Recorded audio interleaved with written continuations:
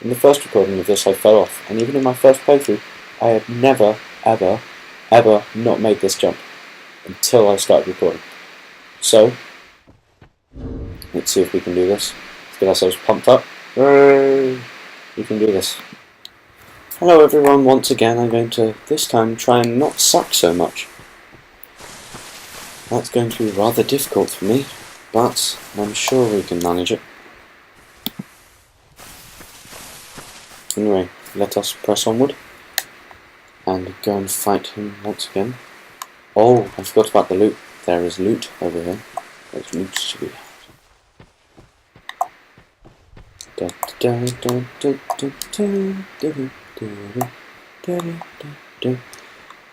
Previous video is taking far too long to upload, and it's taking up far too much of my battery.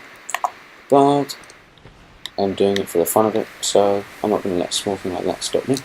Anyway, here I collect my souls once again, all 0 of them. Let us see if we can actually beat this guy now. I have beaten him before, don't get me wrong, but not entirely by honourable means. It's more by taking advantage of his AI. You see, I stand here, and his AI tracking doesn't let him take another step forward. But if I attack him, then he'll take a step towards me, usually. But he can't step any closer. Oh no. Oh, he hasn't done that before. Seems I was wrong. Oh no, I don't have enough arrows to finish him off. I'm gonna have to use my axe. Never mind. I'll do that. Usually he just stays all the way back there. But as soon as I start recording, he's just like, no, I'm not gonna let you seem like you're smart. Goodbye. Oh, I'll have to get one hit on him, and he's mine. Okay. See if we can bait his attacks. As you saw last time, I cannot withstand very many of his attacks. Oh! I got you! You take that. That's my first playthrough.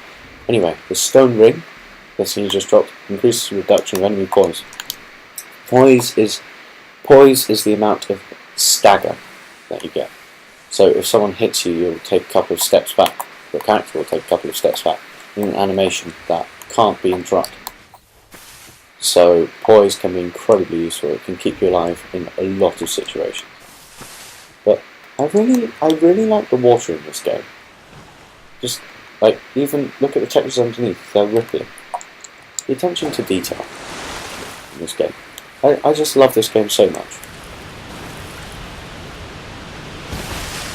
If you've ever played this game before, whether you're watching this ages from now, or whether you're watching this when it came out, whether you've played this game before, name your playstyle.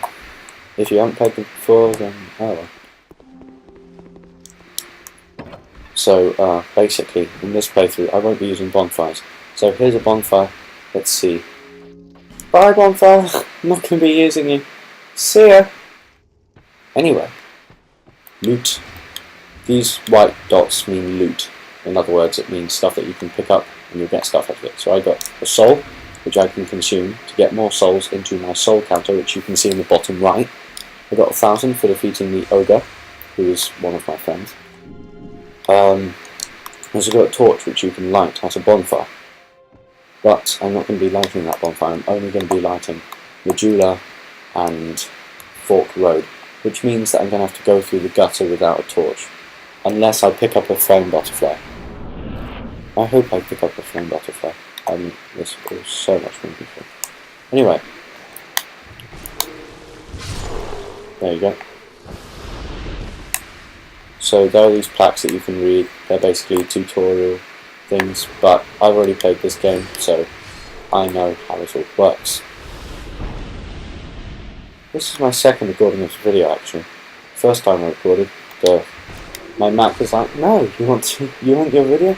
No, you're not getting it, so I'm having to re-record it. That is another reincarnation of my friend. he's over there, and he's standing in front of a coffin.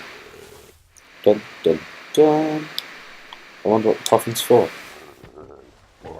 I'm not going to tell you, but at some point during the playthrough I will show you, because it is rather cool in my opinion anyway. So, more loot. Dagger. This is quite a useful weapon actually.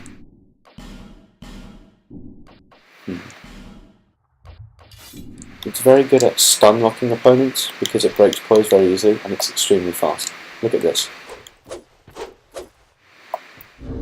Actually, let's defeat this enemy with a dagger just to demonstrate how good it is. So look, he didn't have a chance to move, he didn't have a chance to fight back, it's very good. But I prefer the hand axe. It's just my playstyle.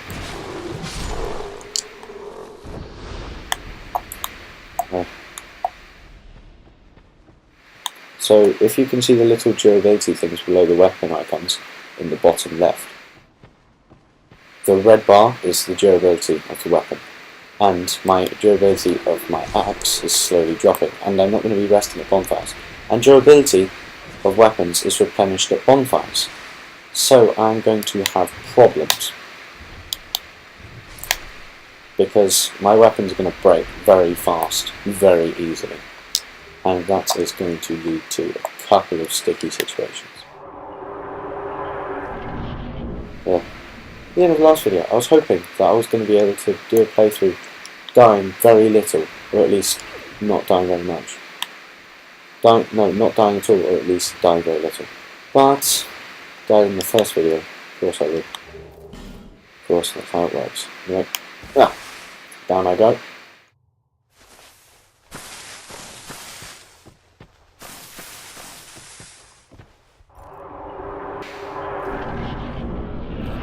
Quite like the fog effects in this game. Also, I like the fact that you can be knocked out of the animation for it. It means that you can't just run through a level. At least if you do, you've got to be very careful how you run through the level. Basically, the way the combat works in this game is that you wait for the enemy to kind of make themselves vulnerable, expose themselves, and then you take full advantage of that by completely destroying them. In the first recording of this I fell off, and even in my first playthrough I had never, ever not made this jump until I started recording. So, let's see if we can do this. Let's get ourselves pumped up. We can do this. And now you're going to watch me epically fail at jumping. Oh, I didn't fail. That's great. Just in case you haven't noticed, this commentary is live, and this commentary is beautiful because it's all made up by me on the spot, and I seem to think that I'm quite funny for whatever reason that is. I'm not entirely sure. Yeah, it's a dream that I like. So more than one person, so I don't like to lock on when there's more than one person. Got you. Yeah. Oh, there are kind of 4 different moves with each weapon, 4 basic moves. You press R1 when it's one-handed, and it does a reasonably fast move. It's called a light attack. You press R2, and it's a strong attack. Look at the difference in the animations. Kind of horizontal swing, and then a vertical swing. And then when I two-hand it, does horizontal swing, vertical swing. But when I two-hand it, it's stronger, because two-handing a weapon increases your strength scaling on it by 1.5, which means that if you've got a strength scaling weapon, then you can end up being incredibly powerful when you're two-handing your weapon. But two-handing means when you block, it's not entirely 100% efficient. It doesn't block all the damage, and you can get shields that block all the damage. So it can end up leading to a fair few problems.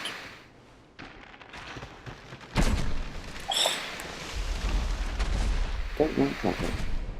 He's mean to me. Oh, I usually never manage to block. I usually never manage to dodge those. Anyway, life gem. This restores your health very slowly, so that you can see. Oh no, problems. Okay, ladder, ladder. Where is the ladder? Where is... Aha! I found you. Now you are mine, Archer. Also, there's a rolling move, which you just saw. I'll try to demonstrate it again. There's a vertical slash. Roll, vertical slash. There's also a backstep move, which I haven't actually seen on this weapon. Interesting. Backstep. Got you. So, yeah, I like the combat in this game. When you're fighting tough enemies, you actually have to duel them more than in other games. In other games, you can get away with just relentlessly whacking them as hard as you can. Whereas in this game, you actually have to put some effort into dueling them, and dodging around their attacks and the like. See if I can get another backstab, demonstrate to you how they work. Yep. So that's a backstab. Yeah, behind the enemy at right angle, and you press R1. At the right angle, and you press R1. Cut into them. Like they were made out of soft bricks. That's a thing, right? Soft bricks.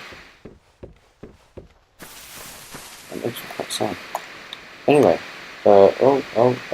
seems I've done the tutorial. And I missed that little room. Oh, there's a room where you can get cracked red oil, which means that you can invade other people as well. But this is going to be PvE character, although I will be online so other people can invade me. Oh, these are messages left behind by other people in other worlds, so I can leave one right now. Message, ahead. So there are all these different things, creatures, actions, body parts. There's all this different stuff. Attribute, body parts, horse. Horse is a body part.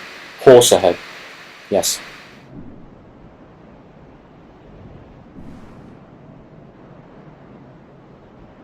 Oh, there we go. I've written a message. I haven't actually done that before in this game.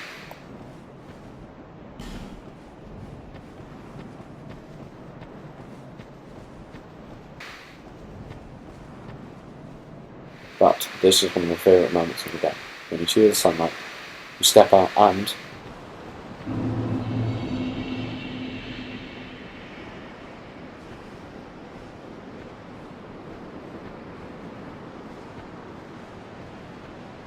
that over there could be a war memorial, but we're not entirely sure. It does have a death counter on it, however that's only in the Portuguese or Dutch version, I can't remember, where it says that it was about the giants, the war between the giants and the kingdom of Drang Lake, which I find quite interesting. And now that I've reached Majula, and I'm about to light the bonfire, bonfire is lit. Cheerio, folks. I shall see you next time. Goodbye.